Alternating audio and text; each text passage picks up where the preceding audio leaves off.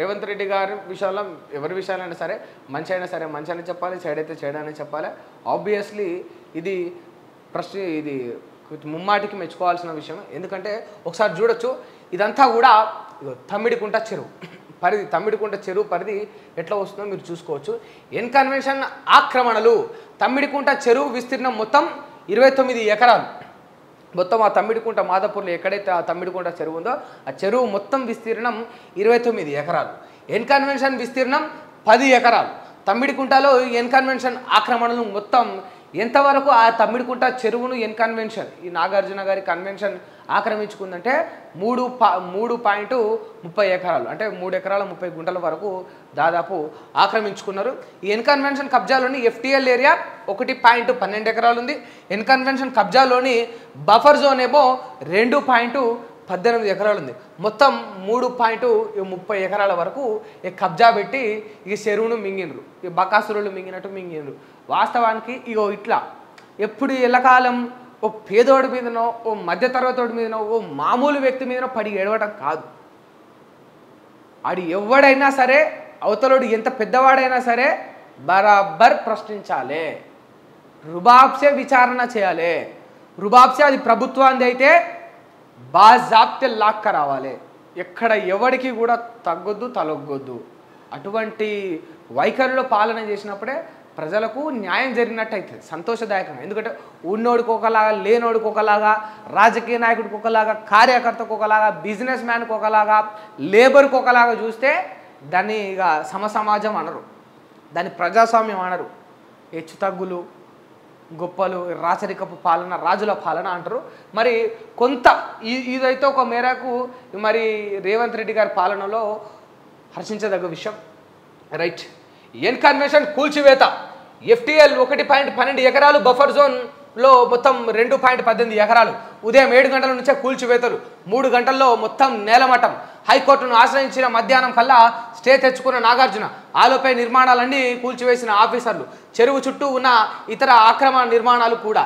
ఏం తింటారా నాగార్జున గారు? సార్ మీరు నాగార్జున గారికి టాలీవుడ్లో richest hero, not only in the Tollywood, మొత్తం సౌత్ ఇండియాలో ఫిల్మ్ ఇండస్ట్రీలో richest hero, one of the richest hero Nagarjuna. One of the top 10లో ఉంటారు నాగార్జున.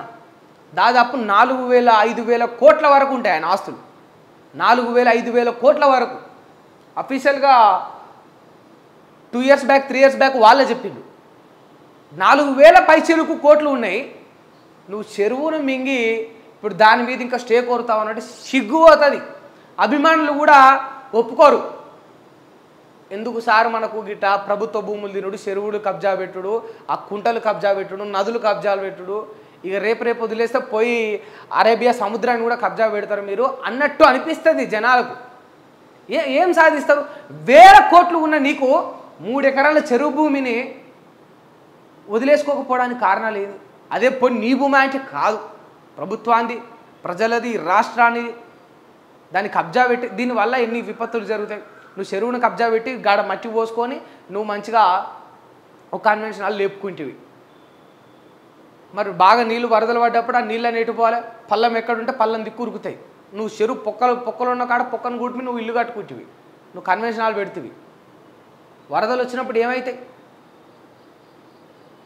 ఏమవుతుంది పరిస్థితి? విపత్తులకు కారణమైతే ఇవన్నీ కూడా చెరువులను ఆక్రమించడం వల్ల. ఇక అటువంటి దౌర్భాగ్య పరిస్థితులు, 1000 కోట్ల ఆస్తులు ఉన్నా కూడా ఇంకా ఏమంటా ఉన్నాడు మరొకసారి చూద్దాం. అయ్యగారు, పట్టా భూమిలోనే కట్టిన ఒక్క అంగుళం కూడా ఆక్రమించలే అని నాగార్జున అంటా ఉన్నాడు. ఎన్ కన్వెన్షన్ కూల్చివేతపై సినీ నటుడు అక్కినేని నాగార్జున ఎక్స్ వేదికగా, అంటే ఇంతకుముందుకు ట్విట్టర్ వేదికగా స్పందించారు. ఎలాంటి నోటీసులు ఇవ్వకుండా కోర్టు నుంచి స్టే తెచ్చుకున్నట్లు, స్టే తెచ్చుకున్నా కూడా ఆర్డర్లను పట్టించుకోకుండా ఎన్ కన్వెన్షన్ కూల్చివేయడం ఏందని ప్రశ్నించారు. తాము పట్టా భూమిలోనే నిర్మాణాలు చేపట్టామని, ఒక్క అంగుళం కూడా చెరువు భూమిని ఆక్రమించలేదని చెప్పారు. గతంలో ప్రభుత్వం కూల్చివేతకు నోటీసులు ఇవ్వగా కోర్టు నుంచి స్టే తెచ్చుకున్నామని తెలిపారు. కోర్టు తనకు వ్యతిరేకంగా నాడు తీర్పు ఇచ్చి ఉంటే తానే ఎన్ కన్వెన్షన్ను కూల్చేవాడని ఆయన చెప్పారు. తాజా పరిణామాల వల్ల తాము ఆక్రమణ నిర్మాణాలు చేపట్టినట్లు ప్రజలు తప్పుగా అర్థం చేసుకునే అవకాశం ఉందన్నారు. ఇక లేదంటారు. ఇక మరి ఇక మీరు ఈ కోట్లను మేనేజ్ చేస్తారు, అందరిని మేనేజ్ చేస్తారు మీరు, కానీ ఏం కాదు. ఇట్లాంటి వాళ్ళే కూలిస్తే ఏం కాదు. 1000 కోట్ల ఆస్తులు దండుకొని ఈ చెరువుల పోనీ నీ కాకపోతే దయాగుణంతో వదిలిపెట్టు. లక్షల కోట్ల కోట్ల కోట్ల కోట్ల కోట్ల కోట్ల మొత్తం వేలు లక్షలు కోట్లు కోట్లు రెమ్యునేషన్ తీసుకుంటారు కదా. ఇంకా చెరువు భూమి వదిలేస్తే ఏమవుతుంది?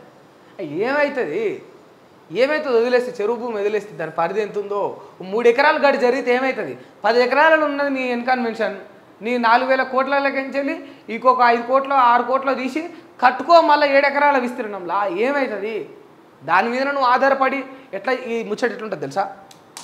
చెప్తా సార్. తను 2 గదులు అమ్ముకోవాల్సి వచ్చిందంటారు చూసిన, ఇది అట్లే ఉంది.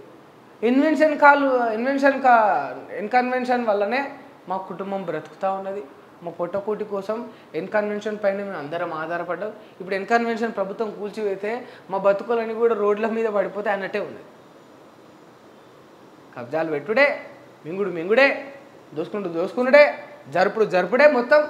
మళ్ళీ కోర్టులు స్టేలు అని ఇక చట్టాలు మాట్లాడడం, ఇది దౌర్భాగ్యం. మనకు ఏం చేస్తాం?